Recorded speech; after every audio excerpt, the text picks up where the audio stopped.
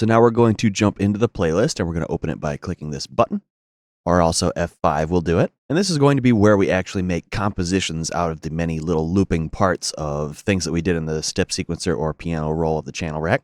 And if you're coming in from another DAW, this might be a little bit different because all of these tracks are not necessarily linked to anything. So you can build and place different patterns in all different places. It's not like you have an instrument on a track. It's not like you have a audio clip on a track or anything like that. It's all very flexible. However, you can nail it down if you want it to be more similar to how other things run. But first, let's go ahead and just kind of get an idea of what we're working with. I'm going to hit enter so it's maximized here. And this kind of looks like the piano roll if you look at the bar at the top, and you can do all the same navigation, middle clicking to pan, and you can hold control and zoom in with the scroll wheel. So this sort of thing is pretty natural. And we know that we made these few patterns when we were going through making patterns, and they're on the side here. You can also select them at the top. We'll go with the kick, and you'll notice that that's the highlighted one here and also at the top, and it's also the one that you'll see in the channel rack. But with that selected, we can now place the kick pattern, and we have the paint tool, which if you remember all the tools from the piano roll, this is all pretty similar. However, instead of the draw tool, the paint tool does come in more handy for the playlist here, although they are pretty similar and even have the same shortcuts. But we'll quickly get back to that. We'll click the snare here, and then we'll place a few snares. The hat, place a few hats. And now in the playlist, if we either go up top and click song, or we can also just click anywhere on here to activate the playlist playing. And I'll hit the space bar. And we have a little group of all of those sounds still going through the mixer. However, we had that set up before. But instead of being played through the channel rack and just looping, they're instead going through and playing multiple instances of each of these patterns. And so with this, we can make little variations. Maybe we want the snare in a different place for that. Change it up. And there's even more. We could resize some of these to be less than their actual length. And I could click and paint some more of that resized clip in a row here. And then I have a bar of snares, which actually start on beat 2, but I moved it around so that that sample of the snare repeats as if it was 1, 2, 3, 4 on a pattern. And you can kind of see how this is pretty similar to how everything else works. And in that sort of way, you could also only work with this sort of thing if you wanted to make a pattern strictly out of sliced parts of patterns in the playlist, or even go into your sample browser and find some sort of sample. We'll get a drum, and then instead of dragging it onto the channel rack, we could drag right into the playlist, and then we have an audio clip instead of a pattern clip. And we treat it the same way, and we instead just have that sample, which we can double click, bring up its channel settings, and when you drag audio in, you also have an audio drop down here, which we now just have that audio clip as another channel, and we could put that in the mixer however we'd want to do that. But you can kind of get a sense of how all of these places are working together to give you the options to edit and place, mix, and compose all of these different things. And that's really the gist of what's going on in the playlist, but we will get a little bit deeper than that. You'll remember I said that you could place whatever sorts of patterns in different tracks of the playlist, but you can also lock the content of a track, and then you'll see that it has this little icon here. And now this track is locked to that pattern, so even if you have the snare selected, and you would be placing a snare anywhere else, if I go over here, it only places the kick sound. So that can sort of be helpful. I'm going to right click to delete all these, and I'm actually going to unlock that kick track. And if you don't want to lock it, you can also name tracks just as easy. You can auto name or change color the same way. We can middle click to type something in, or auto naming. I'm just going to hit A since that's the underlined letter here, and I can auto name all of these different tracks.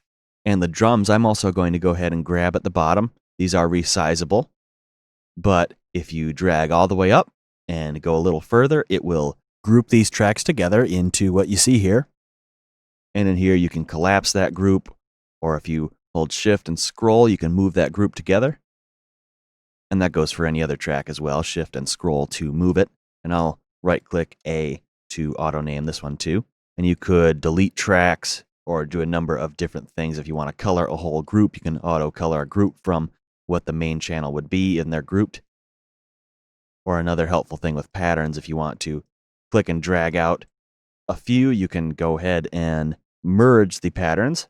And that creates a new pattern out of both of those, basically glued together. And it's a new merged pattern here, which can be helpful. It named it Hat 2.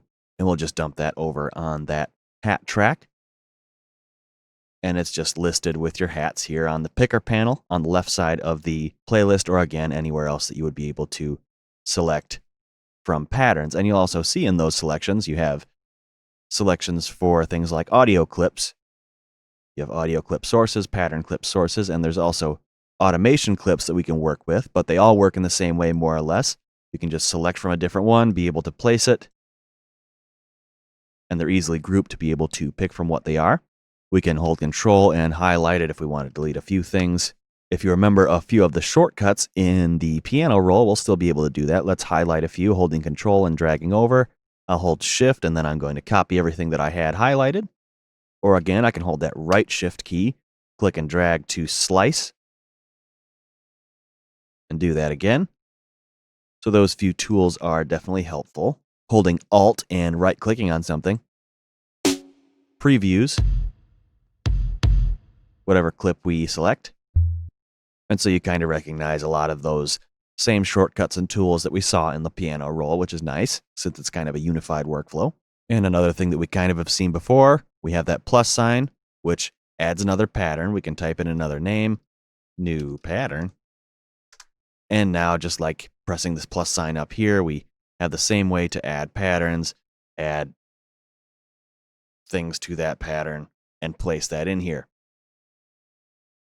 So the idea here is really simple. It certainly works just kind of in a logical sense. You can see exactly what's going on. You can basically work your way through doing whatever you want to do to take whatever patterns you may have made, and instead of just having a loop, you're combining all the different things to make something that can be a little bit more than just 2 bars or whatever it is that you programmed in that little looping pattern. And this will also be helpful once we start working with some actual audio here too. If I just go in and get some example, give it, anything, I'll just drag another sample on here.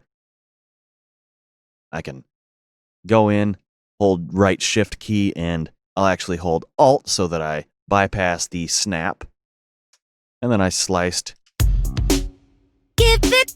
that sample up, and we can see that that would probably be helpful in certain things. Moving words, slicing samples to make interesting things happen. And we could click to select that particular slice of the sample, place another or a few of those. Same thing for the other one. I'll remove those. We'll move the rhythm around a little bit. And so just keeping all of these things in order is very possible with the playlist, and it's a very strong and flexible tool. Or you can lock it down to be more streamlined, more just a matter of placing something in a locked track. But all of those options are there. And it's also able to move and be maybe a bit more suited to fit a wider range of workflow ideas than possibly other DAWs could be. But steering away from comparison, it definitely works very well in its own right, and that's just wonderful. And I'll quick mention the snap one more time. Just like in the piano roll, you can change these snap settings to be different from the main snap. But again, this works the same way. We could hit backspace to turn off that snap, and you'll see that we have a pattern. It would then not be bound to the grid. I'll again hit backspace and then place something, and then it would be on the grid. Noting now that we are off the grid on that one. And we can hold Alt again to bypass whatever snap instead of pressing backspace to switch the actual snap, and kind of keep track of that a little bit better. But we can nudge it back over there, or just click and place a new one that we know is on the line. And speaking of nudging, when you have something selected, if you hold Shift and scroll, you also nudge a pattern or patterns around, which I've accidentally done a few times by holding things with different fingers than I think, and I nudge something I don't realize that I'm nudging. So keep an eye out for that. Another thing, if you are hovering over a clip, in this case a pattern, hold Shift and scroll, you're going to nudge the information inside of that clip to a different place. And sometimes with audio, that's certainly helpful. Shift and scroll wheel, and that's definitely interesting. One more thing I'll mention, again, we know that we can hold shift and copy, but also if you click and hold already and hold shift, you then can't go into different tracks. So that keeps you locked to just move horizontally just in that track instead of being able to move anyway. And the same thing, if you click and then hold control, you can only go vertical without going horizontal. So that's a nice little way to do things. And the same thing can happen in the piano roll, control to lock vertical, shift to lock horizontal. And so essentially are just working with all the same sort of piano roll controls, just in a different place and with different content, being different kinds of clips instead of notes. But that's a good look at the playlist, and we'll be able to come back to this later because there's definitely more that we can see here. Again, once we start with recording and things like that, which we are going to start getting into in the next video. So I will see you then.